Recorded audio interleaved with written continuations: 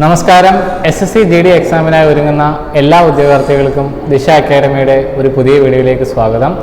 ഇപ്പോൾ നമ്മൾ ഇന്ന് റീസണിങ്ങിൻ്റെ സീറ്റിംഗ് അറേഞ്ച്മെൻറ്റ് എന്ന് പറയുന്ന ടോപ്പിക്കാണ് ഇന്ന് എടുക്കുന്നത്. അപ്പം ഓൾറെഡി സീറ്റിംഗ് അറേഞ്ച്മെൻറ്റിൽ ഒരു ക്ലാസ് എടുത്തിട്ടുണ്ടായിരുന്നു. അപ്പോൾ അതിനകത്ത് ലീനിയർ സീറ്റിംഗ് ആയിരുന്നു ഞാനത് പറഞ്ഞു തന്നത്.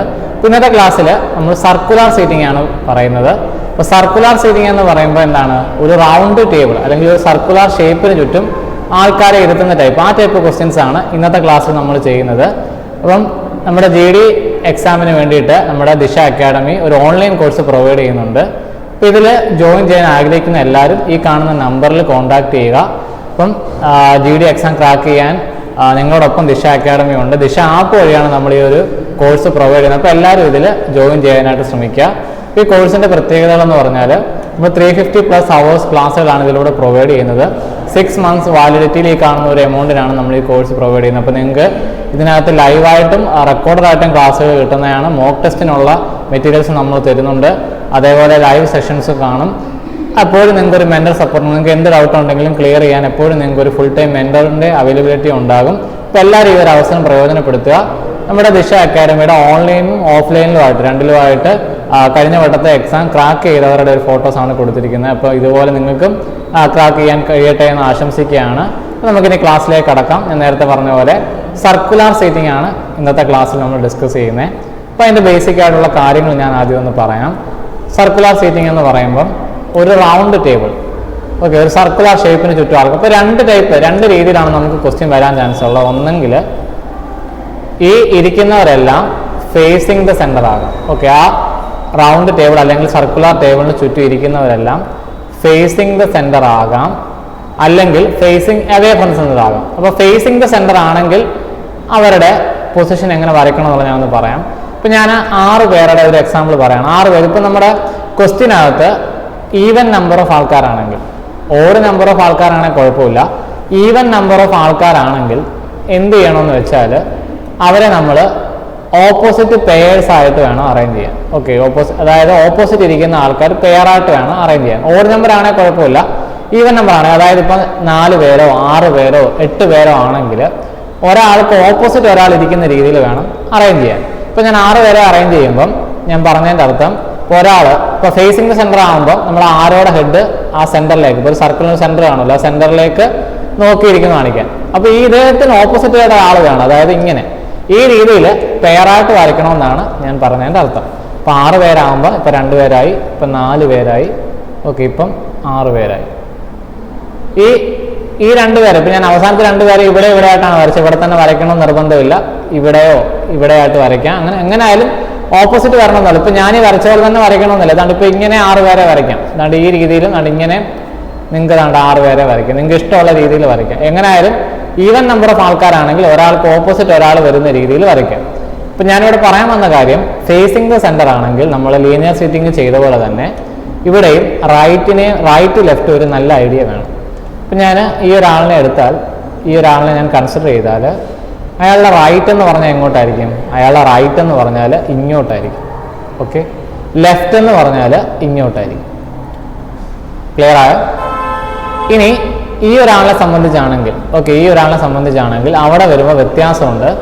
അവിടെ നിങ്ങൾ ഇമാജിൻ ചെയ്ത് നോക്കിയാൽ മതി. നിങ്ങളിപ്പോൾ ഒരു ടേബിളിൻ്റെ ഈ ഒരു സൈഡിൽ ഇരിക്കുന്നാൽ നിങ്ങളുടെ വലത് കൈ എവിടെ ആയിരിക്കും, അല്ലെങ്കിൽ നിങ്ങളുടെ റൈറ്റ് സൈഡ് എവിടെ ആയിരിക്കും?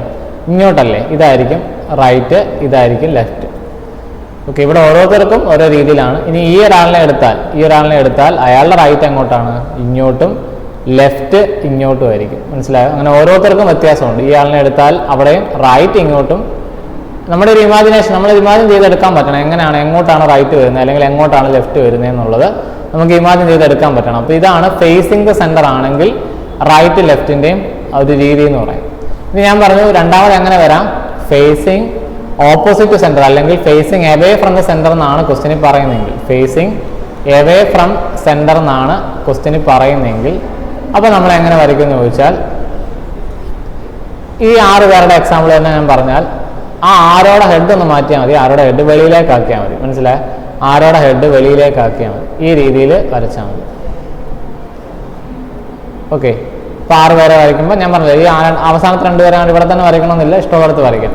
അപ്പോൾ ഇവിടെ റൈറ്റ് ലെഫ്റ്റ് എങ്ങനെ ആയിരിക്കും? അതുകൊണ്ട് ഈ ഒരാളെ സംബന്ധിച്ചാണെങ്കിൽ അയാളുടെ റൈറ്റ് ഇങ്ങോട്ടും ലെഫ്റ്റ് ഇങ്ങോട്ടും ആയിരിക്കും. മനസ്സിലായി? ഇവിടെ വ്യത്യാസമുണ്ട്. ഈ ഒരാളെ സംബന്ധിച്ച് നിങ്ങൾക്ക് ഡയറക്ഷൻ അറിയാമെങ്കിൽ, ഓരോ ഡയറക്ഷനിൽ ഇരിക്കുന്ന ആൾക്കാർ എങ്ങോട്ട് വരുമെന്ന് അറിയാമെങ്കിൽ ഇത് എളുപ്പമാണ്. ഇപ്പോൾ ഈ ഒരാളെ ആണെങ്കിൽ റൈറ്റ് ഇങ്ങോട്ടും ലെഫ്റ്റ് ഇങ്ങോട്ടുമാണ്. ക്ലിയർ ആയോ? ഈ ആളിനെ എടുത്താൽ റൈറ്റ് ഇങ്ങോട്ടും ലെഫ്റ്റ് ഇങ്ങോട്ടുമാണ്. ഈ ആളിനെ എടുത്താൽ റൈറ്റ് ഇങ്ങോട്ടും ലെഫ്റ്റ് ഇങ്ങോട്ടുമാണ്. അങ്ങനെ ഓരോരുത്തർക്കും ഓരോ രീതിയിലാണ് റൈറ്റ് ലെഫ്റ്റും വരുന്നത്. അപ്പം ഈ റൈറ്റ് ലെഫ്റ്റ് എങ്ങനെ വരുന്നു എന്നൊരു ഐഡിയ ഉണ്ടെങ്കിൽ നമുക്ക് ഈസി ആയിട്ട് എന്ത് ചെയ്യാം, സർക്കുലർ സീറ്റിങ്ങിൻ്റെ ക്വസ്റ്റ്യൻ ചെയ്യാൻ പറ്റും.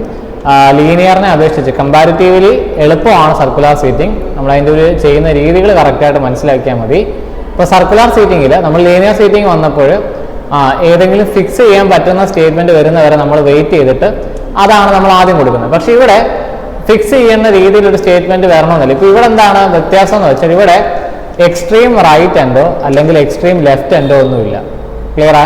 മറ്റേടത്താണെങ്കിൽ extreme right end left end അങ്ങനെ കുറേ ടേംസ് ഉണ്ട്. പക്ഷേ ഇവിടെ അങ്ങനെ ടേംസ് ഇല്ല. അതുകൊണ്ട് നമുക്ക് ഇഷ്ടമുള്ളിടത്ത് ആൾക്കാർ ഇരുത്താം. പക്ഷേ ഒരു കാര്യം നിങ്ങൾ ശ്രദ്ധിക്കേണ്ടത്, നിങ്ങളിപ്പോൾ ആ സെൻറ്റൻസിൽ ആദ്യം വായിക്കുന്ന ആൾ നിങ്ങളങ്ങ് ഫിക്സ് ചെയ്യാണ്. ഇപ്പോൾ ABCD എന്ന് പറയുന്ന 4 പേരുണ്ട്. നിങ്ങൾ A അങ്ങ് ഫിക്സ് ചെയ്താൽ പിന്നെ ആ A ബേസ് ചെയ്ത് വരുന്ന സ്റ്റേറ്റ്മെൻറ്റ് ഉണ്ടെങ്കിൽ നിങ്ങൾക്ക് ബാക്കിയുള്ള ആൾക്കാരെ ഫില്ല് ചെയ്യാൻ പറ്റും.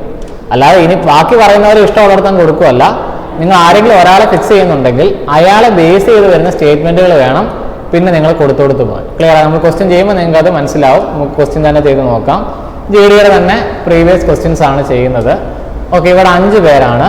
ഇവിടെ ആ പേരുകൾ ഇച്ചിരി ഡിഫിക്കൽട്ട് ഉണ്ട്, അത് നിങ്ങൾ നോക്കണ്ട. പേര് എന്താണ്? Zoe, Aaron, Ben, Chloe and Daniel. ഇവരെന്താണ്? Circular table and facing the centre.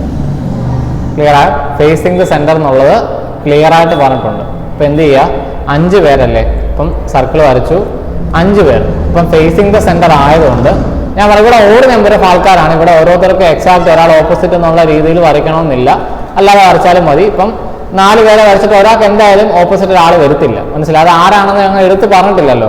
അതുകൊണ്ട് നമുക്ക് ഇഷ്ടമുള്ള രീതിയിൽ കൊടുക്കാം. ആ 5ാമത്തെ ആണെന്ന് നിങ്ങൾക്ക് ഇഷ്ടമുള്ളിടത്ത് കൊടുക്കാം. ഞാൻ ഇവിടെ കൊടുക്കുകയാണ്. എവിടെ കൊടുത്താലും കുഴപ്പമില്ല. ഇവിടെ കൊടുക്കുകയാണ്. എവിടെ കൊടുത്താലും കുഴപ്പമില്ല. ആദ്യത്തെ സ്റ്റേറ്റ്മെന്റ് എന്താണ്? So is sitting to the immediate left of Aaron. Okay, എന്താണ് കാര്യം? ആദ്യം ഞാൻ അവിടെ ചെയ്ത പോലെ തന്നെ മലയാളത്തിൽ മീനിങ് മനസ്സിലാക്കുക. ആരോന്റെ ലെഫ്റ്റിലാണ് സോ ഇരിക്കുന്നത്. ഓക്കെ, ഞാൻ പറഞ്ഞ പോലെ ഇവിടെ റൈറ്റ് ഹാൻഡോ ലെഫ്റ്റ് ഹാൻഡോ ഒന്നും ഇല്ല. അതുകൊണ്ട് നമുക്ക് ഇത് തന്നെ ഫിക്സ് ചെയ്ത് പോകാം. ഈ 2 പേരെ തന്നെ ഫിക്സ് ചെയ്ത് പോകാം. പക്ഷെ ഇനി ഈ 2 പേരെ പറ്റി പറയുന്ന സ്റ്റേറ്റ്മെന്റുകളെ നിങ്ങളിവിടെ കൊടുക്കാവൂ. മനസ്സിലായോ? ഇപ്പം ഇത് കൊടുക്കുമ്പോൾ ഇത് നിങ്ങൾക്ക് ഇഷ്ടമുള്ള രീതിയിൽ ഇഷ്ടമുള്ളിടത്ത് കൊടുക്കാം. കാരണം ഇവിടെ ഒരു എൻഡോ അങ്ങനെ ഒരു പ്രത്യേക ഒരു പൊസിഷൻ ഇല്ല. ഇപ്പൊ നിങ്ങൾക്ക് വേണമെങ്കിൽ ആരോനെ സോ ഇഷ്ടമുള്ള, ഇപ്പൊ ആരോനെ ഇവിടെ കൊടുക്കുക, അങ്ങനെ ഇഷ്ടമുള്ളിടത്ത് കൊടുക്കാം. ഇപ്പം ഞാൻ ആരോനെയാണ് ഫിക്സ് ചെയ്യുന്നത്. ക്ലിയർ? ഞാൻ ആരോനെയാണ് ഫിക്സ് ചെയ്യുന്നത്. ആരോനെ ഇവിടെ ഫിക്സ് ചെയ്താൽ ഓക്കെ, ആരോന്റെ ലെഫ്റ്റിലാണ് സോ. ഇപ്പൊ ആരോന്റെ ലെഫ്റ്റിൽ എന്ന് പറയുമ്പോൾ എങ്ങോട്ടായിരിക്കും? ഇമ്മീഡിയറ്റ് ലെഫ്റ്റ് എന്ന് പറഞ്ഞിട്ടുണ്ട്. ഇമ്മീഡിയറ്റ് ലെഫ്റ്റ് എന്ന് പറയുമ്പോൾ അതിനാണ് ഞാൻ റൈറ്റിലിനെ ലെഫ്റ്റിനെ പറ്റി ക്ലിയർ ആയിട്ട് പറഞ്ഞു തന്നെ. അപ്പൊ ലെഫ്റ്റ് എങ്ങോട്ടാണ്? ഇതാണ് ആര്? സോ എന്ന് പറയും. നിങ്ങൾക്ക് ആരോനെ തന്നെ ഫിക്സ് ചെയ്യണമെന്നില്ല, സോയെ ഫിക്സ് ചെയ്യും. അപ്പോൾ സോയെ ഫിക്സ് ചെയ്യുമ്പോൾ അതിനനുസരിച്ച് ആരോന് ഇപ്പുറത്ത് വരും എന്നുള്ളതേ ഉള്ളൂ. ഓക്കെ, ഇവിടെ തന്നെ കൊടുക്കണമെന്നില്ല, ഇഷ്ടമുള്ളിടത്ത് കൊടുക്കാം. അപ്പം ഞാനിത് കൊടുത്തേ. ഇനി ശ്രദ്ധിക്കേണ്ട കാര്യം, ഇവരെ 2 പേരെയും പറ്റി എന്തെങ്കിലും സ്റ്റേറ്റ്മെന്റ് ഉണ്ടെങ്കിൽ ഫിക്സ് ചെയ്യാവും, അല്ലാത്തത് എഴുതി വെക്കുക. ക്ലിയർ ആ? അടുത്ത എന്താണ്? Chloe is sitting next to Zoe. ഈ സോയുടെ അടുത്താണ് ക്ലോ ഇരിക്കുന്നത്. അപ്പോൾ അടുത്തെന്ന് പറയുമ്പോൾ റൈറ്റും ആകാം ലെഫ്റ്റും ആകാം. പക്ഷേ സോയുടെ ഒരടുത്ത ആളാണ് ആരോൻ എന്നുള്ളത് ഫിക്സ് ആയി. ക്ലിയർ ആ? അതുകൊണ്ട് നമുക്ക് എന്ത് ചെയ്യാം? ധൈര്യമായിട്ട് അത് എഴുതി വെക്കണമെന്നില്ല, അത് തന്നെ കൊടുത്തങ്ങ് പോകാം. ക്ലോ എന്നുള്ള പേര് ഇവിടെ വരും. ക്ലിയർ ആയ? Next one, Daniel is sitting to the immediate right of Aaron. Clear ആണല്ലോ? മീനിങ് ക്ലിയർ ആണ്. ആരോന്റെ റൈറ്റിലാണ് ഡാനിയൽ, ഇമ്മീഡിയറ്റ് റൈറ്റിലാണ് ഡാനിയൽ ഇരിക്കുന്നത്. അപ്പോൾ ആരോൺ ഫിക്സ് ആയിട്ടുണ്ട്. അപ്പോൾ അത് എഴുതി വെക്കേണ്ട കാര്യമില്ല, കൊടുക്കാമല്ലോ. ആരോൺ ഫിക്സ് ആയിട്ടുണ്ട്. ആരോന്റെ റൈറ്റ്, ഇമ്മീഡിയറ്റ് റൈറ്റ് ഇതല്ല. അപ്പോൾ ഇവിടെയാണ് ആര് വരുന്നത്? ഡാനിയൽ വരും. അതും ധൈര്യമായിട്ട് കൊടുക്കാം. ഇനി എളുപ്പമല്ലേ, ഒരു സീറ്റെല്ലാം വേക്കൻ്റ് ഉള്ളൂ. ഇനി സ്റ്റേറ്റ്മെന്റുകളൊന്നുമില്ല, ഒരു സീറ്റ് വേക്കൻ്റ് ഉള്ളത് ആരായിരിക്കും? ഇതിനകത്തിന് വരാൻ ബാക്കിയുള്ളത് ബെൻ അല്ലേ. അപ്പം ധൈര്യമായിട്ട് ബെന്നിനെ ഇവിടെ കൊടുക്കും. ഇതാണ് നമ്മുടെ ഫൈനൽ അറേഞ്ച്മെന്റ് വരുന്നത്. ഫൈനൽ ക്വസ്റ്റ്യൻ എന്താണ്? Who is sitting to the immediate left of so. അപ്പോൾ സോ താണ്ടെ അതിൻ്റെ ലെഫ്റ്റ്, തെറ്റിപ്പോകരുത്. ലെഫ്റ്റ് ആരാണ്? ഇങ്ങോട്ടാണ് ലെഫ്റ്റ്. കുറേ ക്വസ്റ്റ്യൻ ചെയ്യുമ്പോൾ നിങ്ങൾക്ക് ആ റൈറ്റും ലെഫ്റ്റും ക്ലിയർ ആവത്തുള്ളൂ. അപ്പോൾ ലെഫ്റ്റ് ഇങ്ങോട്ടാണ്. ആരാണ്? ക്ലോ എന്നുള്ളതാണ് നമ്മുടെ ഫൈനൽ ആൻസർ വരും. ഓക്കെ, നിങ്ങൾ ആ റൈറ്റും ലെഫ്റ്റും കൃത്യമായിട്ട് മനസ്സിലാക്കുക. വളരെ എളുപ്പം ചെയ്യാൻ പറ്റുന്ന ക്വസ്റ്റ്യൻസ് ആണ് സർക്കുലർ അറേഞ്ച്മെന്റ് നമുക്ക് ചോദിക്കുന്നത്. അപ്പോൾ അത് ആ രീതിയിൽ നമുക്ക് പെട്ടെന്ന് കണ്ടുപിടിക്കാനായിട്ട് പറ്റും. ഓക്കെ, ഇതിൻ്റെ ആൻസർ ക്ലോ എന്നുള്ളതാണ്. അടുത്ത ക്വസ്റ്റ്യനിലേക്ക് പോവാണ്. ഇവിടെ 5 പേരാണ്. ഫേസിങ് ദ സെൻറ്റർ എന്നുള്ളത് ക്ലിയർ ആയിട്ട് പറഞ്ഞിട്ടുണ്ട്. Facing the centre. അപ്പം 5 പേർ. ഇവിടെ എന്താണ്? 5 സ്ഥലങ്ങളാണ്. London, Madrid, Paris, Rome, Vienna. ഇപ്പം എന്ത് വേണമെങ്കിലും വരാം. നമുക്ക് എന്തിൻ്റെ പേര് വേണമെങ്കിലും വരാം. നമ്മൾ കറക്റ്റായിട്ട് അറേഞ്ച് ചെയ്യാന്നുള്ളേ ഉള്ളൂ. അപ്പം Madrid is to the immediate left of Paris. അപ്പോൾ 5 പേർക്കുള്ള ഇവരെ 5 പേരായതുകൊണ്ട് ഒരാൾക്ക് എന്തായാലും ഓപ്പോസിറ്റ് വരത്തില്ല. ഓക്കെ, അപ്പോൾ അത് നമുക്ക് അവിടെ പ്രത്യേകിച്ച് എടുത്ത് പറയുന്നില്ല. ഞാൻ ഇവിടെ തന്നെ വരയ്ക്കാം, ഇഷ്ടമുള്ളടുത്ത് വരയ്ക്കാം. Okay, Madrid is to the immediate left of Paris എന്ന് പറയുമ്പം പാരീസിൻ്റെ ലെഫ്റ്റിലാണ് ആരിയിരിക്കുന്നത്? മാഡ്രിഡ് ഇരിക്കുന്നത്. അപ്പോൾ ഞാൻ ആരെ ഫിക്സ് ചെയ്യണം? നിങ്ങൾക്ക് പാരീസ് ഫിക്സ് ചെയ്യുന്നതായിരിക്കും എളുപ്പം. ഓക്കെ, അപ്പോൾ പാരീസിനെ ഇഷ്ടമുള്ളത് ഫിക്സ് ചെയ്യാം. ഞാൻ പാരീസിന് ഇവിടെ അങ്ങ് ഫിക്സ് ചെയ്യുകയാണേ. പാരീസിന് ഇവിടെ ഫിക്സ് ചെയ്താൽ ലെഫ്റ്റ് എവിടെയാണ്? ഇമ്മീഡിയറ്റ് ലെഫ്റ്റ് ഏതാണ്? ഇതാണ്. ഇവിടെയാണ് ആര് വരുന്നത്? മാഡ്രിഡ് വരും. ക്ലിയർ ആയ? Rome is exactly between London and Vienna. അപ്പോൾ നമ്മൾ റോം, ലണ്ടൻ, വിയന്ന ഇവർ 3 പേരും ഇതിലാരും നമ്മൾ ഫിക്സ് ചെയ്തിട്ടില്ല. അപ്പോൾ അത് ഇഷ്ടമുള്ളടത്തും കൊടുക്കാൻ പറ്റില്ല. അതൊന്ന് എഴുതി നോക്കുക. എന്താണ്? ലണ്ടൻ്റെയും വിയന്നയുടെയും ഇടയ്ക്കാണ് റോം. ഓക്കെ, ഇതെന്ന് പറയുന്നത് റൈറ്റ് ലെഫ്റ്റ് എന്ന് പറഞ്ഞിട്ടില്ല. അതായത് ലണ്ടൻ ഇപ്പുറത്തും വിയന്ന ഇപ്പുറത്തും ആവാം, തിരിച്ചു മറിച്ചും ആകാം. അങ്ങനെ ഒരു സാധ്യതയുണ്ട്. പക്ഷേ നമുക്കിനി 3 സീറ്റല്ല വേക്കൻ്റ് ഉള്ളത്. 3 സീറ്റ് എന്തായാലും വേക്കൻ്റ് ഉള്ളു. അപ്പോൾ നിങ്ങളൊന്ന് ആലോചിച്ച് നോക്കി, ഈ 3 ലണ്ടനും റോമും വിയന്നയും വരത്തുള്ളൂ.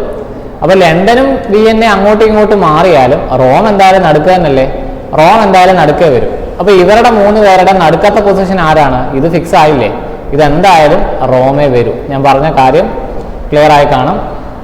ഇവരുടെ 2 പേരുടെ മിഡിലായിട്ടാണ് ആരിയിരിക്കുന്നത്? റോം ഇരിക്കുന്നത്. അപ്പം ഈ 3 സീറ്റ് കഴിഞ്ഞ് വേക്കൻ്റ് ഉള്ളു. അപ്പോൾ ആ 3 പേരുടെ മിഡിലായിട്ട് വരുന്ന ഇത് ഈ ഒരു പൊസിഷനാണ്. അപ്പോൾ എന്തായാലും റോം അവിടെ വരും. ലണ്ടനും വിയന്ന അങ്ങോട്ടും ഇങ്ങോട്ടും മാറിയാലും കുഴപ്പമില്ല. റോമിൻ്റെ പൊസിഷൻ എന്തില്ല? മാറ്റമില്ല. ക്ലിയർ ആയി? അടുത്തത് Vienna is to the immediate right of Paris. Already നമ്മൾ പാരീസ് ഫിക്സ് ചെയ്തു. ഇപ്പോൾ പാരീസിൻ്റെ റൈറ്റിലാണ് വിയന്ന. അപ്പോൾ വിയന്നയുടെ പൊസിഷൻ കിട്ടി. വിയന്നയുടെ പൊസിഷൻ കിട്ടിയത് കൊണ്ട് നമുക്ക് എന്ത് ചെയ്യാം? ആ ലണ്ടൻ്റെ പൊസിഷൻ എന്നിട്ട് എവിടെ ആയിരിക്കും? ലണ്ടൻ ഇവിടെ വരും. അല്ലെങ്കിൽ തന്നെയും ഒരു സീറ്റ് വേക്കാനുള്ളത് എന്തായാലും ലണ്ടൻ ആയിരിക്കും. ക്ലിയർ ആയ? ഇതാണ് നമ്മുടെ ഫൈനൽ അറേഞ്ച്മെൻറ്റ്. ഫൈനൽ ക്വസ്റ്റ്യൻ എന്താണ്? Immediate left of Madrid. മാഡ്രിഡിൻ്റെ തൊട്ട് ലെഫ്റ്റിലിരിക്കുന്ന ആരാണ്? ലെഫ്റ്റ് ഇങ്ങോട്ടാണ് ലെഫ്റ്റ്. ആരാണ്? ലണ്ടൻ എന്നുള്ളതാണ്. ഓപ്ഷൻ എ ആണ് ഫൈനൽ ആൻസർ ആയിട്ട് വരും. ക്ലിയർ ആയ? ഓപ്ഷൻ എ ആണ് ഇവിടെ ഫൈനൽ ആൻസർ ആയിട്ട് വരും.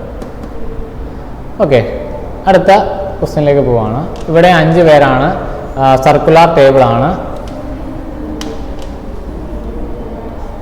5 പേരെ ഇരുത്താനുള്ള രീതിയിൽ ഇവിടെ ഒരാൾക്ക് ഓപ്പോസിറ്റ് വരത്തില്ല. ഞാൻ ഇവിടെ കാണുമെങ്കിൽ ഒന്ന് മാറ്റി വരയ്ക്കും. എന്നാലും ഇവിടെ വരയ്ക്കും. എങ്ങനെ വരച്ചാലും മാറ്റമൊന്നുമില്ല. അതൊന്ന് കാണിക്കാൻ വേണ്ടിയാണ് ഇവിടെ വരയ്ക്കുന്നത്. ആൻസറിനകത്ത് നമുക്ക് മാറ്റമൊന്നും വരത്തില്ല. ഓക്കെ, ആദ്യത്തെ സ്റ്റേറ്റ്മെന്റ് എന്താണ്? Charu is not the immediate neighbour of Bhavana. അത് നമുക്ക് കൊടുക്കാൻ പറ്റുന്നൊരു സ്റ്റേറ്റ്മെന്റ് ആണോ? ഭാവനയുടെ അടുത്ത് ചാരു വരില്ല. ഓക്കെ, ഭാവനയുടെ അടുത്ത് ചാരു വരത്തില്ല എന്നാണ് ഞാൻ ഇങ്ങനെ എഴുതി വെക്കുകയാണ്. അപ്പോൾ അത് കൊടുക്കാതിരിക്കുന്നതല്ല നല്ലത്. കാരണം നമുക്ക് ഭാവന ഒരിടത്ത് ഫിക്സ് ചെയ്താലും ചാരു വരത്തില്ല എന്നല്ല പറയാൻ പറ്റും. ഇപ്പോൾ ഒരാളെ നമുക്ക് ഫിക്സ് ചെയ്യാൻ പറ്റും. അപ്പോൾ അതിനെക്കാട്ടും നല്ലത് എന്ത് ചെയ്യുക? അതങ്ങ് എഴുതി വെക്കുക. അടുത്ത് അങ്ങോട്ട് നോക്കി, Bhavana is second to the left of Hema. അത് വേണമെങ്കിൽ ഫിക്സ് ചെയ്തൂടെ? മീനിങ് ആദ്യം കറക്റ്റായിട്ട് മനസ്സിലാക്കുക. ഹേമയുടെ ലെഫ്റ്റിൽ രണ്ടാമതാണ് ഭാവന. ഓക്കെ, ഇത് ഞാൻ ഓൾറെഡി ലീനിയർ സീറ്റിങ്ങിൻ്റെ ക്ലാസ്സിൽ പറഞ്ഞിട്ടുള്ളതാണ്. അതുകൊണ്ട് ഞാൻ അങ്ങനെ എഴുതുകയാണ്. എന്താണ്? ഹേമയുടെ ലെഫ്റ്റ് ഇങ്ങോട്ടല്ലേ? ഒരാൾ കഴിഞ്ഞാണ്. സെക്കൻഡ് ടു ലെഫ്റ്റ് എന്ന് പറയുമ്പോൾ ഒരാൾ ഗ്യാപ്പിലാണ് ആരിയിരിക്കുന്നത്? ഭാവന ഇരിക്കുന്നത്. ഇത് വേണമെങ്കിൽ നമുക്ക് എന്ത് ചെയ്യാം? ഫിക്സ് ചെയ്യാം. അപ്പോൾ ആരെ ഫിക്സ് ചെയ്യുന്നതാണ് എളുപ്പം? ഹേമയെ ഫിക്സ് ചെയ്യുന്നതാണ് എളുപ്പം. ഹേമയെ ഞാൻ ഇവിടെ കൊടുക്കുന്നു. ഹേമയെ ഇവിടെ കൊടുത്താൽ ഹേമയുടെ ലെഫ്റ്റ് എങ്ങോട്ടാണ്? ഹേമയുടെ ലെഫ്റ്റ് ഇങ്ങോട്ടാണ്. ഓക്കെ, ഒരാൾ കഴിഞ്ഞു. അപ്പോൾ ഒരാൾ ഇതാണ്. ഒരാൾ കഴിഞ്ഞാണ് ആര്? ഭാവന. അപ്പോൾ ഭാവന ഫിക്സ് ആയേ. ഇനി അടുത്ത സ്റ്റേറ്റ്മെന്റ് എന്താണ്? Geetha is the immediate neighbour of Bhavana and Hema. Geetha എന്ന് പറയുന്നത് ഭാവനയുടെ നെയ്ബറാണ്, ഹേമയുടെ നെയ്ബറാണ്. അപ്പം എവിടെ വരൂ? അവർ 2 പേരുടെ ഇടയ്ക്കല്ല വരൂ. അപ്പോൾ ഭാവനയുടെ ഹേമയുടെ മിഡിലായിട്ടല്ല ഗീത വരും. അപ്പോൾ ഫിക്സ് ആയി, ഗീത ഇവിടെ വരും. ഇത്ര സ്റ്റേറ്റ്മെന്റേ ഉള്ളൂ. നമ്മളിനി ഒരെണ്ണം ഇത് നമ്മൾ കൊടുത്തു. ഒരെണ്ണം കൊടുക്കാൻ ബാക്കിയുണ്ടല്ലോ. ഒരെണ്ണം എഴുതി വെച്ചിട്ടുണ്ടല്ലോ. എന്താണ്? ഭാവനയുടെ അടുത്ത് ചാരു വരില്ല. ഭാവനയുടെ അടുത്ത് ചാരു വരില്ല എന്ന് പറഞ്ഞാൽ ഇവിടെ ചാരു വരത്തില്ല. അപ്പോൾ പിന്നെ ഒരു സീറ്റല്ല പിന്നെ ബാക്കിയുള്ളത്. അവിടെ അല്ല പിന്നെ ചാരു ഇരിക്കാൻ പറ്റുമോ? അപ്പോൾ ചാരു അവിടെ വരും. ഇനി ഒരാളെ ബാക്കിയുണ്ട്. കൊടുക്കാത്ത ആരാണ്? പൂജയല്ലേ. അപ്പോൾ ധൈര്യമായിട്ട് പൂജ ഇവിടെ കൊടുക്കാം. ഓക്കെ, ഇത്ര ഉള്ളല്ലോ. ഇനി എന്താണ് question? Who is sitting to the immediate right of Hema. ഹേമയുടെ റൈറ്റിലിരിക്കുന്ന ആരാണ്? എമ്മയുടെ റൈറ്റ് ഇങ്ങോട്ടല്ലേ, അപ്പോൾ ആരാണ്? ചാരുവാണ് നമ്മുടെ ആൻസർ ആയിട്ട് വരുന്ന ഓപ്ഷൻ 4 ചാരുവാണ്. ഓക്കെ, നിങ്ങൾക്ക് ഇപ്പോൾ ആ ക്വസ്റ്റ്യൻസ് ചെയ്യുന്നതിനെ പറ്റി ഒരു നല്ല ഐഡിയ കിട്ടി കാണും. ഇപ്പോൾ സർക്കുലർ സീറ്റിംഗ് ഇത്രയും ക്വസ്റ്റ്യൻ ചെയ്തതിൽ നിങ്ങൾക്ക് മനസ്സിലായി കാണും ലീനിയറിനേക്കാളും എളുപ്പമാണ്. പക്ഷേ റൈറ്റ് ലെഫ്റ്റ് എടുക്കുന്നത് തെറ്റിപ്പോകരുത്. അങ്ങനെ തെറ്റിയാൽ നമ്മുടെ ആൻസർ മാറിപ്പോകും, നെഗറ്റീവ് ആവാൻ ചാൻസ് ഉണ്ട്. അതുകൊണ്ട് റൈറ്റ് ലെഫ്റ്റും വളരെ ശ്രദ്ധിച്ചെടുത്താൽ മതി. ഓക്കെ, അടുത്ത ക്വസ്റ്റ്യൻ. ഇവിടെ 5 പേര്. അപ്പോൾ നമുക്ക് ഇച്ചിരൂടെ പെട്ടെന്ന് ചെയ്യാം. നേരത്തെ ചെയ്ത ടൈപ്പ് ക്വസ്റ്റ്യൻസ് തന്നെയാണ്. അപ്പോൾ 5 പേർക്ക് ഇരിക്കാനുള്ള സീറ്റ് കൊടുക്കുന്നു. ഞാനിവിടെ തന്നെ വരയ്ക്കാം. ഇത് Alex sits to the immediate right of Ben. അത് കൊടുക്കുന്നതിന് കുഴപ്പമില്ല. അപ്പോൾ അത് നിങ്ങൾ എഴുതി വെക്കണം. ഇപ്പോൾ ഇത്രയും ക്വസ്റ്റ്യൻ ചെയ്തപ്പോൾ നിങ്ങൾക്ക് ഐഡിയ കിട്ടും. കാരണം ഡയറക്റ്റും കൊടുക്കാം. എന്താണ്? ബെന്നിൻ്റെ റൈറ്റിലാണ് അലക്സ് ഇരിക്കുന്നത്. അപ്പം ബെന്നിനെ ഞാൻ ഇവിടെ കൊടുത്താൽ, അലക്സ് അവിടെ വരും. Alex is not sitting next to Chris or David. Okay, അതൊന്ന് എഴുതി വെക്കാം. കാരണം നമുക്കത് വരില്ല എന്നാണ്, വരുമെന്നല്ല. അപ്പം എന്ത് ചെയ്യുക, അത് വരത്തില്ല എന്നുള്ളത് നമുക്ക് മനസ്സിലാവുന്ന രീതിയിൽ എഴുതി വെക്കുക. അലക്സിന്റെ അടുത്ത് ആർക്ക് വരത്തില്ല? ക്രിസും വരത്തില്ല, ഡേവിഡും വരത്തില്ല. നിങ്ങൾക്ക് ഒന്നെങ്കിൽ ഇവിടെ കോമറ്റ് എഴുതാം, അല്ലെങ്കിൽ ഒരു ലൈനോട് ഇട്ടിട്ട് അലക്സ് ക്രോസ് മാർക്ക് ഇട്ട് ഡേവിഡ് അങ്ങനെ എഴുതാം. ഇതിന്റെ അർത്ഥം ഇതാണ്, ക്രിസും ഡേവിഡ് ഇവർ രണ്ടുപേരും അലക്സിന്റെ അടുത്ത്. അതായത് ഇവിടെ ക്രിസും വരത്തില്ല, ഡേവിഡും വരത്തില്ല എന്നാണ് പറഞ്ഞത്. ഇവിടെ ഓൾറെഡി ബെൻ ഇരിപ്പുണ്ടല്ലോ. ഓക്കെ, ഇതാണ് ആ പറഞ്ഞതിന്റെ അർത്ഥം. Next one, David is to the immediate right of Emma. എമ്മയുടെ തൊട്ട് റൈറ്റിലാണ് ആരിയിരിക്കുന്നത്? ഡേവിഡ് ഇരിക്കുന്നത്. ഇത്ര സ്റ്റേറ്റ്മെന്റ് നമ്മുടെ കയ്യിലുള്ളൂ. അപ്പോൾ നമുക്കിനി 3 പേരെ ഫിക്സ് ചെയ്യാനുണ്ട്. ഇത്ര സ്റ്റേറ്റ്മെന്റ് ഉള്ളൂ. അപ്പോൾ ഇത് രണ്ടും നമ്മുടെ കയ്യിലുള്ളൂ. ഇത് രണ്ടും കമ്പൈൻ ചെയ്തെന്ന് എങ്ങനെ കൊടുക്കാമെന്ന് ആലോചിച്ച് നോക്കി. എങ്ങനെ കൊടുക്കാമെന്ന് ആലോചിച്ച് നോക്കിയേ. എമ്മയുടെ റൈറ്റിൽ എന്തായാലും ഡേവിഡ് വരണം. ഓക്കെ, അപ്പോൾ അതിന്റെ ചാൻസുകളൊന്ന് നോക്കി. എമ്മയുടെ അപ്പോൾ എമ്മ ഈ 3 ക്വസ്റ്റ്യൻ എല്ലാം ഉള്ളൂ, നമുക്കത് വെച്ച് നോക്കാവുന്നതല്ലേ ഉള്ളൂ. അപ്പോൾ ഞാനൊന്ന് ഇമാജിൻ ചെയ്ത് നോക്കുകയാണ്. ഈ എമ്മ ഇവിടെ വന്നാൽ ഓക്കെ, ഡേവിഡിനെ ഇവിടെ കൊടുക്കണം. ഓക്കെ, കുഴപ്പമൊന്നുമില്ല. ഇനി എമ്മ ഇവിടെ വന്നാൽ എമ്മ ഇവിടെ വന്നാൽ ഡേവിഡ് എവിടെ വരും? റൈറ്റ് എന്നല്ലേ പറഞ്ഞത്? അപ്പോൾ എമ്മയുടെ റൈറ്റ് എവിടെ? ഡേവിഡ് ഇവിടെ വരും. ഇങ്ങനെ വന്നാലുള്ള പ്രശ്നം എന്താണ്? അപ്പോൾ ബാക്കി വരുന്ന ആരാണ്? ക്രിസ് അല്ലേ? ആ ക്രിസിനെ എനിക്ക് ഇവിടെ കൊടുക്കേണ്ടി വരും. അപ്പോൾ ക്രിസിന് ഇവിടെ കൊടുത്താൽ അത് ശരിയാവോ? ഇല്ല, അലക്സും ക്രിസും നെയ്വേഴ്സ് ആവരുത് എന്ന് പറഞ്ഞിട്ടുണ്ട്. അപ്പോൾ അതിന്റെ അർത്ഥം എന്താണ്? എമ്മ ഇവിടെ വന്നാൽ നമുക്ക് ശരിയാവത്തില്ല. ഇനി എമ്മ വരാൻ ചാൻസ് ഉള്ള ഏതാണ്? എമ്മ ഇവിടെ വന്നാൽ ശരിയാവത്തില്ല. അപ്പോൾ പിന്നെ എമ്മ വരാൻ ചാൻസ് ഉള്ള ഇവിടെയാണ്. അപ്പോൾ എമ്മ ഇവിടെ വന്നാൽ റൈറ്റ് ആളിനെ കൊടുക്കാനുണ്ടോ? ഇല്ല. അതായത് ഈ 3 സാധ്യതയിൽ, ഞാൻ പറയുന്നത് മനസ്സിലാവുന്നു, ഈ 3 സാധ്യതയിൽ എമ്മയെ നമുക്ക് ധൈര്യമായിട്ട് കൊടുക്കാൻ പറ്റുന്ന ഒരേ ഒരു കേസേ ഉള്ളൂ, അത് ഇവിടെ പറ്റൂ. മനസ്സിലായി? ഇവിടെ പറ്റൂ. കാരണം എമ്മ ഞാൻ ഇവിടെ കൊടുത്താൽ, എമ്മയെ ഇവിടെ കൊടുത്താൽ ഡേവിഡിന് ഇവിടെ കൊടുക്കണം. അപ്പോൾ ക്രിസ് ഇവിടെ ആയിപ്പോകും. ക്രിസ് ഇവിടെ വരല്ലെന്ന് ഓൾറെഡി പറഞ്ഞു. മനസ്സിലായോ? അതുകൊണ്ട് എമ്മ ഇവിടെ വരുന്ന ആ ഒരു പൊസിഷനെ നമുക്ക് കറക്റ്റായിട്ട് കൊടുക്കാൻ പറ്റും. അപ്പോൾ എമ്മ ഇവിടെ ആണെങ്കിൽ റൈറ്റില്ല, ഡേവിഡ് ഇവിടെ ആയിരിക്കും. അങ്ങനെയാണെങ്കിൽ ക്രിസ് ഇവിടെ ആയിരിക്കും. നമുക്ക് ആ സ്റ്റേറ്റ്മെന്റും കറക്റ്റായിട്ട് വന്നില്ലേ? അലക്സിന്റെ അടുത്ത് ഇവർ 2 പേരും വന്നിട്ടില്ല. മനസ്സിലായി? അലക്സിന്റെ അടുത്ത് ഇവർ 2 പേരും വരില്ലെന്നാണ് പറഞ്ഞത്. അപ്പോൾ അതുകൊണ്ട് അതും സാറ്റിസ്ഫൈ ആയിട്ടുണ്ട്, ഇതും സാറ്റിസ്ഫൈ ആയിട്ടുണ്ട്. അപ്പോൾ ഇങ്ങനെ ഒരു ചാൻസേ അവിടെ പോസിബിൾ ആയിട്ടുള്ളൂ. അപ്പോൾ ഇതാണ് നമ്മുടെ ഫൈനൽ അറേഞ്ച്മെന്റ്. അപ്പോൾ ചില ക്വസ്റ്റിന് നിങ്ങൾക്ക് ഇങ്ങനെ നോക്കേണ്ടി വരും. ഇങ്ങനെ നോക്കാൻ ബുദ്ധിമുട്ടുള്ളവർ എന്ത് ചെയ്യുക? 2 ചാൻസ് വരയ്ക്കുക. ഇങ്ങനെ ഇമാജിൻ ചെയ്ത് നോക്കാൻ പാടുള്ളവരാണ് എങ്ങനെ ചെയ്യണമെന്ന് ചോദിച്ചാൽ, നിങ്ങൾ ആദ്യം വരച്ചില്ല, അത് നിങ്ങൾ ഒരു ചാൻസ് കൂടെ വരയ്ക്കുക. ഇങ്ങനെ വരയ്ക്കുക. അതായത് ആദ്യം നമ്മളെ വരച്ച ബെന്നും അലക്സും അല്ലേ? ആ ബെന്നിനെ ഇവിടെ കൊടുത്തു, അലക്സിനെ ഇവിടെ കൊടുത്തു. ഓക്കെ, ബെന്നിനെ അലക്സിനെ 2 ഇടത്തായിട്ട് കൊടുത്തിട്ട് എന്ത് ചെയ്യുക? ഓരോ ചാൻസ് ആയിട്ട് നോക്കുക. അപ്പോൾ ക്രിസും ഡേവിഡും ഇവിടെ വരില്ല എന്നല്ലേ പറഞ്ഞേ? അപ്പോൾ എന്ത് ചെയ്യുക? ഒരു ചാൻസ് നമ്മളിപ്പോൾ ഇത് എമ്മ ഇവിടെ വരച്ചു, ഈ ചാൻസിൽ എന്ത് ചെയ്യുക? എമ്മ ഇവിടെ വരയ്ക്കുക. അങ്ങനെ വരച്ച് നോക്കുക. അങ്ങനെ ചിന്തിച്ച് നോക്കാൻ പാടുള്ളവരാണ്. ഇവിടെ ഡേവിഡിനെ വരയ്ക്കുന്നു. അപ്പോൾ എന്താണ് പ്രശ്നം? ക്രിസ് ഇവിടെ ആയിപ്പോലോ. ക്രിസ് ഇവിടെ വന്നാൽ അലക്സും ക്രിസും അടുത്തടുത്ത് വരല്ലെന്നല്ലേ? അത് വയലേറ്റ് ആയില്ലേ? അങ്ങനെ നിങ്ങൾക്ക് ഉറപ്പിക്കാം ഇതാണ് കറക്റ്റ്. ആ രീതിയിൽ നിങ്ങൾക്ക് വേണമെങ്കിൽ 2 ചാൻസ് വരച്ച് നോക്കാം, അങ്ങനെ ഡൗട്ട് ഉള്ളവരുണ്ടെങ്കിൽ. അപ്പോൾ എന്താണ് final answer? Immediate right of Chris. ക്രിസിന്റെ റൈറ്റിലിരിക്കുന്ന ആരാണ്? ബെൻ അല്ലേ? ഓപ്ഷൻ 4 ബെൻ ആണ് ഫൈനൽ ആൻസർ. പ്രീവിയസ് ക്വസ്റ്റ്യൻസ് തന്നെയാണ്, GDക്ക് ചോദിച്ച ക്വസ്റ്റ്യൻസ് തന്നെയാണ് നമ്മൾ ചെയ്യുന്നത്. ഓക്കെ, അടുത്ത ക്വസ്റ്റ്യനിലേക്ക് പോവാണ്. ഇവിടെ 6 പേരുണ്ട്. ഇപ്പോൾ നമ്മളിതുവരെ 5 പേരുള്ളതാണ് ചെയ്തത്. അപ്പോൾ 6 പേരുണ്ട്. Facing towards a centre. Okay, ഇപ്പോൾ ഇവിടെ 6 പേരുണ്ടായതുകൊണ്ട് നിങ്ങൾ എന്ത് ചെയ്യണം? ഒരാൾ ഓപ്പോസിറ്റ് വരുന്ന രീതിയിൽ തന്നെ അറേഞ്ച് ചെയ്ത് വരയ്ക്കണം. ഫേസിങ് ദ സെന്റർ ആയതുകൊണ്ട് ഞാനിങ്ങനെ കൊടുത്തു. ഇങ്ങനെ 4 പേരെ വരച്ചിട്ട് 5ാമത്തെ 6ാമത്തെ ആണെന്ന് നിങ്ങൾക്ക് ഇഷ്ടമുള്ളടത്ത് കൊടുക്കാം. ഞാൻ ദാണ്ട് ഇവിടെയായിട്ട് കൊടുക്കണം. എങ്ങനെയായാലും ഓപ്പോസിറ്റ് വന്നാൽ മതി. ഇങ്ങനെ തന്നെ വരയ്ക്കണമെന്നില്ല. നേരത്തെ കാണിച്ച പോലെ ഇങ്ങനെയും ഇങ്ങനെ 6 പേരെ വരയ്ക്കാം. നിങ്ങൾക്ക് ഇഷ്ടമുള്ള രീതിയിൽ വരയ്ക്കാം, അതിന് പ്രശ്നമില്ല. ഇങ്ങനെ 6 പേരെ വരയ്ക്കാം.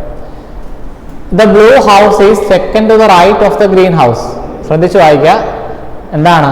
ഗ്രീനിന്റെ റൈറ്റിൽ രണ്ടാമതാണ് ബ്ലൂ. അപ്പൊ അത് ഫിക്സ് ചെയ്ത് പോകുന്നതിന് കുഴപ്പമില്ലല്ലോ. നിങ്ങൾക്ക് അത് ഒറ്റ ഇതിന് മനസ്സിലാവുന്നില്ല, ഒന്ന് എഴുതി നോക്കിയിട്ട് കൊടുത്താലും മതി. എന്താണ്? ഗ്രീൻ കളറിന്റെ ഗ്രീൻ ഹൗസിന്റെ റൈറ്റിലോട്ട് ഒരാൾ കഴിഞ്ഞാണ് ബ്ലൂ. സെക്കൻഡ് എന്നല്ലേ പറഞ്ഞത്, അപ്പോൾ ഒരാൾ കഴിഞ്ഞാണ് ബ്ലൂ. അപ്പോൾ കൊടുക്കാമല്ലോ. ഞാൻ ഗ്രീനെ ഫിക്സ് ചെയ്യാണ്. ഗ്രീനെ ഫിക്സ് ചെയ്താൽ ഗ്രീനിന്റെ റൈറ്റ് ഒരാൾ കഴിഞ്ഞാണ്. അപ്പോൾ ബ്ലൂ ഇവിടെ വരുമല്ലോ, ബ്ലൂ ഇവിടെ വരും. And opposite to the orange. And കാണാതെ പോയില്ല. Opposite to the orange. അത് ആരെ പറ്റിയാണ്? ഞാൻ ഓൾറെഡി പറഞ്ഞെന്ന് തോന്നുന്നു. ഇങ്ങനെ ഒരു സെന്റൻസിൽ തന്നെ ആൻഡ് വെച്ച് കണക്ട് ചെയ്യുകയാണെങ്കിൽ ആ സെന്റൻസിന്റെ തുടക്കത്തിൽ കിടക്കുന്ന ആളിനെയാണ് സൂചിപ്പിക്കുന്നത്. അതായത് ഈ ബ്ലൂവിനെയാണ്. അതായത് blue is opposite to the orange house എന്നാണ്. മനസ്സിലായോ? ആൻഡ് വന്നാൽ ആ സെന്റൻസിന് തുടക്കത്തിൽ കിടക്കുന്ന ആൾ. അതാണ് ബ്ലൂ എന്ന് പറയുന്നത് ഗ്രീനിന്റെ റൈറ്റിലുമാണ്, ഓറഞ്ചിന്റെ ഓപ്പോസിറ്റും ആണെന്നാണ് അതിന്റെ മീനിങ് ആയിട്ട് വരുന്നത്. ഇപ്പൊ ബ്ലൂ ഓൾറെഡി ഫിക്സ് ആയല്ലോ. ഇപ്പൊ ബ്ലൂ ഈസ് ഓപ്പോസിറ്റ്. അതിനാണ് ഞാൻ പറഞ്ഞത് ഓപ്പോസിറ്റ് ആയിട്ട് തന്നെ വരയ്ക്കണം. നിങ്ങൾ ഓപ്പോസിറ്റ് ആയിട്ട് വരച്ചില്ല എങ്കിൽ അവിടെ നമുക്ക് കൊടുക്കാവുന്നില്ല. അതായത് ബ്ലൂവിന്റെ ഓപ്പോസിറ്റ് വരേണ്ടത് ആരാണ്? ഓറഞ്ച് ആണ്. അപ്പോൾ ഓറഞ്ചിനെ ഇവിടെ ധൈര്യമായിട്ട് കൊടുക്കും. The yellow house is exactly between red and orange. Okay, റെഡിന്റെ ഓറഞ്ചിന്റെയും ഇടയിലാണ് യെല്ലോ. അപ്പൊ ഇതിലെ റെഡ് ഓറഞ്ച് ആരെങ്കിലും വന്നിട്ടുണ്ടോ? ഓറഞ്ച് വന്നിട്ടില്ലേ? ഓറഞ്ച് വന്നിട്ടുണ്ട്. എന്താണ് പറഞ്ഞ? റെഡിന്റെയും ഓറഞ്ചിന്റെയും നടുക്കായിട്ടാണ് യെല്ലോ വരേണ്ടത്. അപ്പൊ നമുക്ക് ഇങ്ങോട്ട് കൊടുക്കാൻ പറ്റുമോ? ഇങ്ങോട്ട് കൊടുക്കുവാണെങ്കിൽ ഇവിടെ എല്ലോ വരണമായിരുന്നു. ഇവിടെ റെഡ്. പക്ഷെ ഇവിടെ ഓൾറെഡി ആരിയ്ക്കുക? ഗ്രീൻ ഇരിക്കും. അപ്പൊ പിന്നെ എന്തേ ഉള്ളൂ സാധ്യത? അതുകൊണ്ട് നമുക്ക് ഫിക്സ് ചെയ്യാം. ഇവിടെ റെഡും അവരുടെ രണ്ടുപേരുടെ ഇടയ്ക്കായിട്ടല്ലോ. ഈ ഒരു സാധ്യതയല്ല ഉള്ളൂ. അതുകൊണ്ട് അത് ഫിക്സ് ചെയ്ത് പോകാം. ക്ലിയർ ആയോ? The purple house is opposite to yellow house. അത് നമുക്ക് പറഞ്ഞില്ലെങ്കിൽ തന്നെ കൊടുക്കാം. കാരണം ഇനി ബാക്കിയുള്ളത് ഈ ഒരു സീറ്റാണ്. അവർ ക്ലിയർ ആയിട്ട് തന്നെ പറഞ്ഞു യെല്ലോയുടെ ഓപ്പോസിറ്റ് ആണ്. അപ്പൊ അത് നമ്മൾ ഇതുവരെ ചെയ്തത് കറക്റ്റ് ആണെന്ന് അവിടെ ഉറപ്പിക്കാം. പർപ്പിള് യെല്ലോയ്ക്ക് ഓപ്പോസിറ്റ് ആണ്. ഇത്രയാണ് നമ്മുടെ final arrangement. Which house is to the immediate right of blue. ബ്ലൂവിന്റെ റൈറ്റിൽ വരുന്നത് ആരാണ്? ബ്ലൂവിന്റെ റൈറ്റിൽ വരുന്നത്. ഇപ്പൊ റൈറ്റ് എങ്ങോട്ടല്ലേ? ഇപ്പൊ റൈറ്റ് ആരാണ്? റെഡ് ആണ്. നമ്മുടെ ഇങ്ങോട്ടാണ് റൈറ്റ്. ഓക്കെ, ഇപ്പൊ റെഡ് ആണ് നമ്മുടെ ഫൈനൽ ആൻസർ. ഓപ്ഷൻ 1 റെഡ് ആണ് ഫൈനൽ ആൻസർ. അപ്പൊ ഈ രീതിയിലാണ് നമ്മുടെ ക്വസ്റ്റ്യൻസ് ചെയ്യേണ്ടത്. ഇപ്പൊ ഇത് 6 പേരുള്ള, നമുക്കിനി 7 പേര് 8 പേര് ഉള്ളതൊക്കെ ക്വസ്റ്റ്യൻസ് വന്നിട്ടുണ്ട്. അപ്പോൾ അത് കൂടുതലായിട്ട് അത് ഡീറ്റെയിൽ ആയിട്ട് നമുക്ക് 7 പേരുടെ ഒരു ക്വസ്റ്റ്യൻ കൂടെ ചെയ്യാം. ഓക്കെ, 7 പേര് വരുന്ന ക്വസ്റ്റ്യൻ. ഇവിടെ എന്താണ്? എവേ ഫ്രം ദ സെന്റർ ആണ്. അപ്പൊ ഇവിടെ എന്താണ്? ഫേസിംഗ് ദ സെന്റർ അല്ല, ഫേസിംഗ്. ആ സെന്റൻസ് കൃത്യമായിട്ട് വായിക്കുക. Away from the centre. Okay, facing away from the centre ആണ്. അപ്പൊ അതിനനുസരിച്ച് വേണം നമ്മൾ അറേഞ്ച് ചെയ്യാൻ. അപ്പൊ 7 പേര്. ഇതുവരെ 6 പേരാണ് ചെയ്തത്. അപ്പൊ 7 പേര്. അപ്പൊ 7 പേരുടെ എവേ ഫ്രം ദ സെന്റർ ആയതുകൊണ്ട് ഞാൻ എന്ത് ചെയ്യുന്നു? 6 മാർക്ക് ഇങ്ങനെ കൊടുക്കുന്നു. അപ്പൊ 4 പേര്. ആദ്യത്തെ 6 പേരെ നമുക്ക് ഓപ്പോസിറ്റ് കൊടുക്കാം. ഒരാൾ എന്തായാലും ഓപ്പോസിറ്റ് ഇല്ലാതെ ആ ആളുടെ ഇഷ്ടമുള്ളവർക്ക് കൊടുക്കാം. ഇവിടെ കൊടുക്കുകയാണ്. Facing away from the centre ആണ്. ഇപ്പൊ റൈറ്റ് ലെഫ്റ്റും മാറ്റമുണ്ട്, തെറ്റിപ്പോകരുത്. ആദ്യത്തെ എന്താണ്? D sitting to the immediate right of G. ജിയുടെ റൈറ്റിലാണ് ഡി ഇരിക്കുന്നത്. ഓക്കെ, ഞാനതങ്ങ് ഫിക്സ് ചെയ്യാണ്. അപ്പൊ അങ്ങനെയാണെങ്കിൽ നിങ്ങൾ കൊടുക്കുമ്പോൾ തെറ്റിപ്പോകരുത്. ആദ്യം ജിയെ ഫിക്സ് ചെയ്താൽ, ജിയെ ഇവിടെ ഫിക്സ് ചെയ്താൽ ജിയുടെ റൈറ്റിലാണ് ഡി ഇരിക്കുന്നത്. അപ്പൊ ജിയുടെ റൈറ്റ് എങ്ങോട്ടാണ്? ജിയുടെ റൈറ്റ് തെറ്റിപ്പോകരുത്. ജിയുടെ റൈറ്റ് ഇങ്ങോട്ടാണ്. ഓക്കെ, ഇങ്ങോട്ടാണ്. ഇവിടെയാണ് ഡി വരുന്നത്. Okay, D is sitting to the immediate right of G. അടുത്ത എന്താണ്? A sits exactly between C and D. അത് നടുക്കിരിക്കുന്നതേ ഉള്ളൂ. സിയുടെ ഇയുടെ. ഇപ്പൊ ഇവിടെ സിയോ ഇയോ വന്നിട്ടില്ല. ഓക്കെ, അതുകൊണ്ട് അത് എഴുതി വെക്കുന്നു. സിയുടെ ഇയുടെ ഇടയ്ക്കാണ്. അത് അങ്ങോട്ടും ഇങ്ങോട്ടും മാറി തിരിഞ്ഞ് വരാം. സിയുടെ ഇയുടെ ഇടയ്ക്കാണ്. B sits to the immediate left of F. നമുക്ക് അതും കിട്ടിയിട്ടില്ലല്ലോ. അത് എഴുതി വെക്കുന്നു. എഫിന്റെ ലെഫ്റ്റിലാണ്, തൊട്ട് ലെഫ്റ്റിലാണ് ബി ഇരിക്കുന്നത്. അത് നമുക്ക് കിട്ടിയിട്ടില്ല. അടുത്തത് G and C are not neighbours. ജിയും സിയും നെയ്ബേഴ്സ് അല്ല. അപ്പൊ അത് ജി ഓൾറെഡി ഫിക്സ് ആണ്. അതിന്റെ അർത്ഥം എന്താണ്? ഇവിടെ സി വരില്ലെന്നേ പറയാൻ പറ്റും. ഇവിടെ ഓൾറെഡി ഡി എടുപ്പുണ്ട്. അപ്പൊ ഇവിടെ സി വരില്ലെന്നേ പറയാൻ പറ്റും. ഓക്കെ, അടുത്തത് E sits adjacent to D. Adjacent എന്നുള്ളത് നിങ്ങൾക്ക് അറിയാം എന്താണ്? അടുത്തടുത്ത്, നിയർ എന്നുള്ള മീനിങ് ആണ്. അപ്പൊ ഡിയുടെ അടുത്താണ് ആര്? ഇ. ഇപ്പൊ ഡിയുടെ ഒരു നെയ്ബർ ആരാണ്? ജി ആണ്. അപ്പൊ പിന്നെ അവിടെ വരില്ലല്ലോ. അപ്പൊ എന്തായാലും ഇ ഇവിടെ വരും. ഇപ്പൊ ഈ ഫിക്സ് ആയ. ഇപ്പൊ ഇത്രേ ഉള്ളു. ഇത്ര സെന്റൻസ്, ഇത്ര സ്റ്റേറ്റ്മെന്റേ പറഞ്ഞിട്ടുള്ളൂ. ഇനി നമ്മൾ എഴുതി വെച്ചിരിക്കുന്ന ഓരോരുത്തരായിട്ട് ഇനി ഏതാണ് കൊടുക്കാൻ പറ്റുന്നത് നോക്കാം. നമ്മൾ എഴുതി വെച്ചിരിക്കുന്നതിൽ ആരെങ്കിലും വന്നിട്ടുണ്ടോ? ഈ വന്നിട്ടില്ല. അതാണ്ട് ഈ വന്നിട്ടുണ്ട്. അപ്പൊ എന്ത് ചെയ്യുക? അത് ആദ്യം കൊടുക്കുക. ഓക്കെ, അപ്പൊ അത് നമ്മൾ ഓൾറെഡി കൊടുത്തതാണ്. അതാദ്യം കൊടുക്കുക. എന്താണ്? സിയുടെ ഇയുടെ ഇടയ്ക്കാണ് എ. അപ്പോൾ നോക്കിയേ, ഈ വന്നാൽ പിന്നെ ഇങ്ങോട്ട് നമുക്ക് പറ്റത്തില്ല. അപ്പോൾ പിന്നെ എങ്ങനെ വരും? ഇതാണ്ട് ഇവിടെയാണ് സി, ഇവിടെയാണ്. അപ്പോൾ അത് സ്റ്റേറ്റ്മെന്റ് കറക്റ്റ് ആയില്ല. സിയുടെ ഇയുടെ ഇടയ്ക്കാണ് എ. ഓക്കെ, ഇനി എന്താണ്? ഒരു കാര്യം ഇവിടെ പറഞ്ഞിട്ടുണ്ടായിരുന്നു, എഫിന്റെ തൊട്ട് ലെഫ്റ്റിലാണ് ബി. ഓക്കെ, ഇനി രണ്ടുപേരെ വാക്കുകൾ, അവിടെ എഫും ബി ആണ്. അപ്പോൾ എങ്ങനെ കൊടുക്കണം? ഇഷ്ടമുള്ളടത്ത് കൊടുക്കാൻ പറ്റത്തില്ല. എഫിന്റെ ലെഫ്റ്റിൽ ബി വരുന്ന രീതിയിൽ കൊടുക്കണം. ഞാൻ എഫിനെ ഇവിടെ കൊടുത്താൽ ലെഫ്റ്റില് സി ആയി പോകത്തില്ല. അപ്പോൾ അത് തെറ്റാണ്. അപ്പോൾ എവിടെയാണ് എഫ് വരേണ്ടത്? എഫ് ഇവിടെയും ബി ഇവിടെ. ഇത് കറക്റ്റ് ആയിട്ട് തന്നെ കൊടുക്കണം, അല്ലാതെ രണ്ടുപേരും ഇഷ്ടമുള്ളടത്ത് കൊടുത്തു വെക്കരുത്. ഈ സ്റ്റേറ്റ്മെന്റ് കറക്റ്റ് ആവുന്ന രീതിയിൽ കൊടുക്കുമ്പോൾ എഫ് ഇവിടെയും തൊട്ട് ലെഫ്റ്റിൽ ബി ഇവിടെയായിട്ട് വേണം. ഇതാണ് നമ്മുടെ final arrangement. Final question, right immediate right of F. F എന്ത് ചെയ്യും? എഫിന്റെ തൊട്ട് റൈറ്റിൽ. ഓക്കെ, എഫിന്റെ തൊട്ട് റൈറ്റിൽ ആരാണ്? ജി ആണ്. അപ്പൊ റൈറ്റും ലെഫ്റ്റും കൃത്യമായിട്ട് അറിയണം. അങ്ങനെയാണെങ്കിൽ നിങ്ങൾക്ക് ഈ ക്വസ്റ്റ്യൻസ് വളരെ സിമ്പിളായിട്ട് ചെയ്യാൻ പറ്റും. റൈറ്റും ലെഫ്റ്റും തെറ്റിക്കഴിഞ്ഞാൽ നമുക്ക് ആൻസർ മാറിപ്പോവും. അപ്പോൾ ആ രീതിയിൽ കറക്റ്റായിട്ട് എന്ത് ചെയ്യുക? ചെയ്യാം. ഓക്കെ, ഇതാണ്. അപ്പോൾ ഇവിടുത്തെ ആൻസർ എന്താണ്? ജി ആണ്. ഓപ്ഷൻ 4 ജി ആണ് വരും. ഈ ക്വസ്റ്റ്യൻ എല്ലാവർക്കും നല്ലതായിട്ട് മനസ്സിലായെന്ന് വിചാരിക്കുന്നു. സെൻറ്റൻസുകൾ ആദ്യം കൃത്യമായിട്ട് വായിക്കുക, മീനിങ് ആദ്യം കറക്റ്റായിട്ട് മനസ്സിലാക്കുക, അതിനനുസരിച്ച് എന്ത് ചെയ്യുക? ആൾക്കാരെ പ്ലേസ് ചെയ്യുക. ഓക്കെ, അപ്പം ഇത്രയും ക്വസ്റ്റ്യൻസ് ആണ്. അപ്പോൾ ഇനിയും കുറച്ചുകൂടെ ഡീറ്റെയിൽ ആയിട്ട് ക്ലാസ്സുകൾ കേൾക്കാൻ ആഗ്രഹിക്കുന്നവരാണെങ്കിൽ ഉറപ്പായിട്ട് നിങ്ങൾ ആ ഒരു ഓൺലൈൻ കോഴ്സിൽ ജോയിൻ ചെയ്യുക. അപ്പോൾ ഇന്ന് പറഞ്ഞ ക്വസ്റ്റ്യൻസ് എല്ലാം എല്ലാവർക്കും നല്ലതായിട്ട് മനസ്സിലായെന്ന് വിചാരിക്കുന്നു. ഓക്കെ, അപ്പം താങ്ക് യു.